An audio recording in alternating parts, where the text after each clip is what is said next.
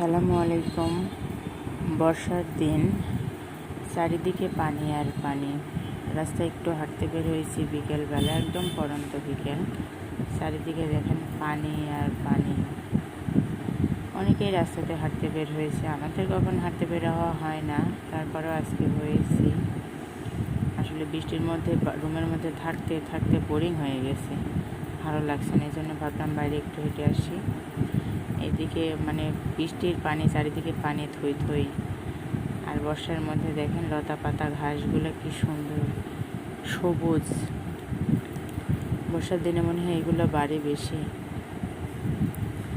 আর রাস্তা দিয়ে মানে অনেক সুন্দর করে ধীরে ধীরে হাঁটতেছিলাম আমি, জিন্টুমণি আর আমার বাবুটা। বাসার অলিগলি দিয়ে হাঁটতেছি, ভালোই লাগছে। আসলে বিকেলে হাঁটতে বের হলে একটু ভালোই লাগে। রাস্তায় তো অনেকের সাথে দেখা হলো, কথাও হলো।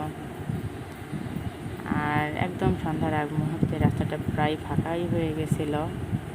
আমরা বাসায় ফিরতেছিলাম, একদম ফাঁকা রাস্তা, হাঁটতে ভীষণ ভালো লাগে। সামনে একটা কৃষ্ণচূড়া গাছ আছে, গাছটা অনেক সুন্দর। এই সামনের গলি দিয়ে গেলেই সামনে আমাদের বাসা।